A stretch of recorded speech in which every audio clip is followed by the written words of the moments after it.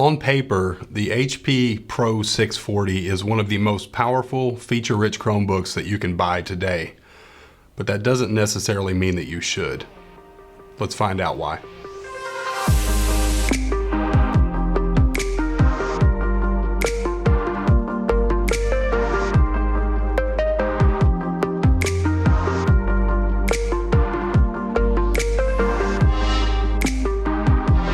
If you're like me, you like having a powerful Chromebook around because I like to tinker. I'm constantly messing with Linux apps and tinkering with new features and things that are popping up in Chrome OS. But for the average user, a Core i7 device with 16 gigs of RAM is just overkill. You're not going to be doing very many things, if anything, that's going to require that kind of horsepower. The Acer Spin 713 comes to mind. It has 8 gigs of RAM, Core i5 Comet Lake processor, and it's more than enough for probably 90% of the users out there, if not more. The Pro C640 offers top of the line, maxed out specs, the most you can find on any Chromebook on the market right now. And that's great, but I would dare say there's probably very few people who need that type of horsepower out of a Chromebook right now. The day may come where we can actually run video editors and things of that nature on a Chromebook. And those types of internals will be important. But right now, using web apps, Android apps, and even most Linux apps don't require that kind of power. A Core i5 is more than enough. I'm not saying you shouldn't buy this device, but when you can buy the Acer for $629, it's hard to look at a device like this that isn't a convertible, doesn't have that great of a screen, doesn't support a USI stylus, and this one happens to cost $1,200. It's really, really difficult to recommend. Now, I know there are a lot of enterprise users out there that are going to use this because they're developing things. They need stuff like Android Studio, VS Code, whatever the case may be, and more horsepower is better. And I'm sure with a lot of the relationships they have with HP Enterprise, they can get these devices on offer and save some money. But I would not recommend that you go purchase this device directly from HP. That said, there is a lot to like about this device. It does have a fingerprint sensor, so you get the security there. You get your login stuff with just a fingerprint sensor, and they put it on the keyboard deck below the keyboard, which I personally like. The speakers are B&O branded like most HP devices. That doesn't really mean anything. They are upward firing, but they don't sound any better than anything else on the market, and they certainly don't sound good. What really disappointed me about this device was the screen. This one does have the best screen they offer, which is a 250 nit full HD 14-inch display, and that's great, but 250 nits is pretty dim when you set it beside a Pixelbook Go, Spin 713, or even the OG Pixelbook. It's just not that impressive. And when you're asking $1,200 for a device that you're marketing towards power users, developers, enterprise types, a good screen is important. 300 nits should be the bottom of the bar for this type of device. That said, the colors aren't bad. It's not a horrible screen. It's just not bright enough. I'm not going to grab this and go sit out front of the office and work on a sunny day. It's not going to work. The rest of the device, though, they've really hit on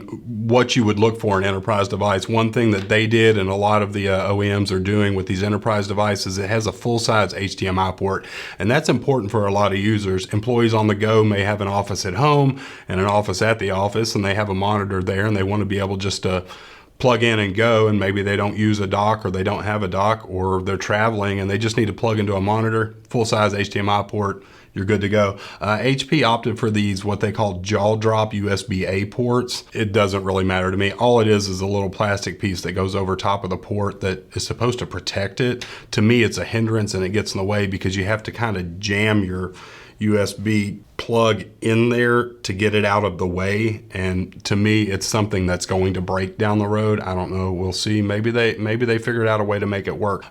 Get two USB-C ports as well, micro SD card slot, which is super important. If you're not putting them on a device, I think that's a miss. Google, I'm talking to you. The keyboard on this is really good. It does have a backlit keyboard. I think most of the variations of this device, which range from Pentium to Core i7, have a backlit keyboard option, but the keyboard itself is good. It's not the hush keys that you'll find on the Pixelbook Go, but the typing is clicky and accurate, which I personally like. It has a little bit more travel than some of the other premium devices, but I personally like that. It gives it a little bit more of an analog feel. The trackpad's glass, it's crisp, it's not floppy. You're not going to find any of that cheap build materials in that. And then all around the device just feels solid. It does have an aluminum chassis. Everything about the device from a look standpoint is pretty spot on. It just didn't wow me in any department. And for $1,200, I kind of want to be wowed. And again, I know enterprise shoppers may not be looking for those things that a lot of consumers are shopping for, but as a business owner, as businessmen ourselves, I want a device that's the most versatile, but I also want something that's the most bang for your buck, and $1,200 is not it. If you absolutely want the most powerful device that you can get, then I would recommend this at $1,200. You drop down to an i5 and you're still at $900. So it's a hard sell unless you're going after this for the processor and the RAM.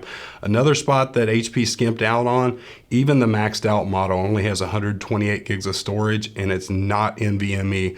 You probably heard Robbie and myself both say that's not a big deal for the average user. NVMe to eMMC, you're not going to notice the speed difference when you're just dragging files around your device. But the people that are looking for a powerful device like this are looking for fast storage, for transferring files, for saving files. And I kind of feel like they missed by not at least adding an NVMe option on the top tier, or at least going with 256 gigs of storage.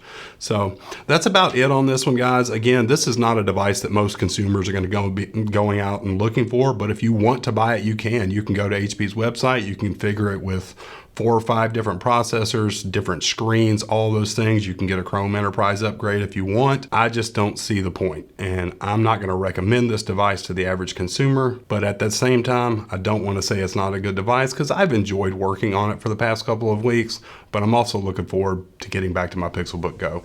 So that's it for this one, guys. If you liked it, give us a thumbs up, and don't forget to hit that notification bell and subscribe because we've got a lot more content coming and we don't want you guys to miss out. We'll see you.